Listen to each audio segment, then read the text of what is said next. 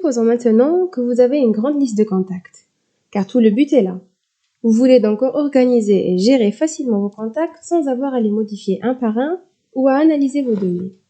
C'est à cela que servent les filtres que nous avons ici à gauche. Je peux donc choisir n'importe quelle information fournie par le contact et faire une recherche sur cette base-ci.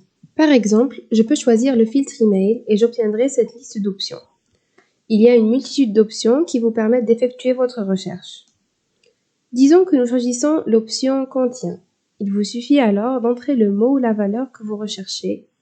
Dans mon cas, je vais rechercher les emails qui contiennent le mot test. Il me suffit de taper le mot et le système m'affiche les emails contenant ce mot spécifique. Les autres filtres s'utilisent de la même manière que le filtre d'email. Si vous recherchez quelqu'un en particulier ou si vous connaissez simplement son nom, son numéro de téléphone, son pays ou encore son adresse, vous pouvez pratiquement rechercher toutes les informations que vous pouvez obtenir d'un contact lorsqu'il s'inscrit. Nous disposons également d'autres types de filtres spéciaux, à commencer par le filtre de tag. Ce que vous pouvez faire ici, c'est rechercher les contacts marqués avec les tags que nous avons créés. Je pourrais choisir les options taguer avec, non taguer avec ou pas de tag du tout. Ce point est très important, surtout si vous participez à des campagnes d'emailing ou si vous envoyez des emails de marketing. Vous pouvez ainsi savoir d'où viennent vos prospects. Par exemple, je peux choisir l'option marquer avec le tag. Puis, je sélectionne le tag que je souhaite dans la liste des tags créés. Je vais prendre au hasard et cela va m'afficher les contacts qui sont marqués avec ce tag-ci. Bien, le filtre suivant est tout aussi pratique, c'est le filtre de la date d'ajout. Il s'agit du filtre qui vous permet d'effectuer une recherche en fonction de la date à laquelle le contact a été ajouté à votre liste. Encore une fois, vous avez la main sur plusieurs options de recherche. Il vous suffit ensuite de sélectionner la date souhaitée. Cela pourrait vous être très pratique. Supposons par exemple que vous avez lancé une offre spéciale à un moment donné et que vous voulez gérer ces nouveaux clients potentiels, eh bien vous utiliserez ce filtre-ci. Passons maintenant au filtre d'activité de l'email. Ce filtre vous indique un contact qui n'a pas ouvert ou cliqué sur votre email depuis une date spécifique. Supposons que vous avez lancé une campagne le 1er décembre et que vous souhaitez voir combien de contacts ont ouvert votre email depuis le début de votre campagne. Vous pouvez donc utiliser ce filtre pour cela. Ce filtre est également très utile lorsque vous voulez nettoyer votre liste. Et oui, nettoyer sa liste de contacts est quelque chose que tout le monde devrait faire régulièrement parce que vous ne voulez certainement pas garder des contacts qui ne sont pas intéressés par votre contenu et plutôt vous concentrer sur des contacts actifs. Passons maintenant au filtre de l'état du contact. Vous trouverez également toutes ces conditions de l'état du contact, à savoir actif, désabonné, rebond, etc. Si nous sélectionnons les contacts actifs, vous verrez les contacts qui reçoivent actuellement des emails de votre part. Nous pouvons également voir les contacts qui se sont désabonnés de la liste de diffusion, car ils ne souhaitent plus recevoir d'emails de votre part. Et plus bas, vous trouverez les contacts bounced. Les contacts bounced sont des contacts qui ne peuvent pas recevoir d'emails de votre part pour plusieurs raisons.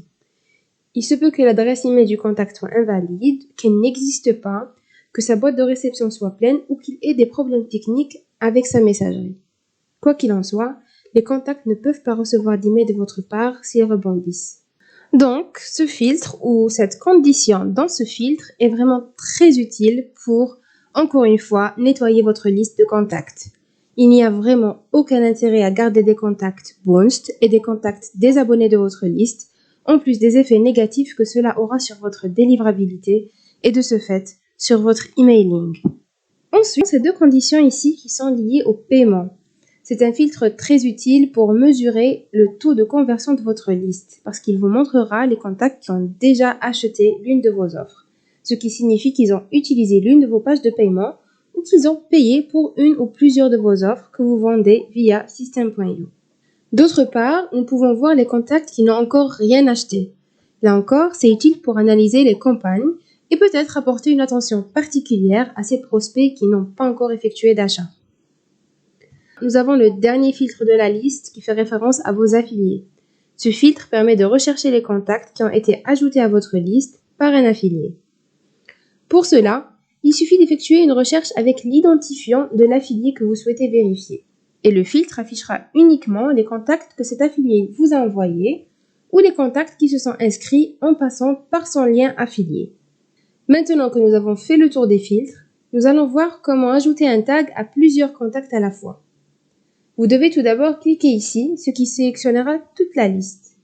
Cette sélection fera apparaître un nouveau menu en bas avec les boutons Supprimer et Plus d'actions. Vous allez ensuite cliquer sur Plus d'actions, ajouter un tag, puis faire votre choix parmi les tags que vous avez créés. On va supposer que ce contact provient de mon webinaire. Je sélectionne donc le tag webinaire.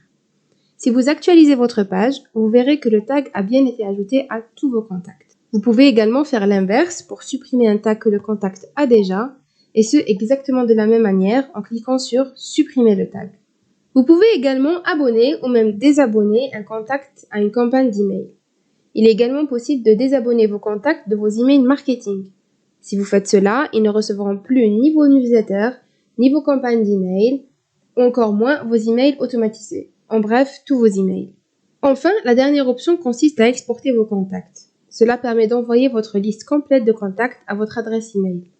Il sera envoyé sous un fichier CSV, ce qui vous permettra d'importer facilement votre liste vers un autre compte système.io ou de l'utiliser simplement comme sauvegarde.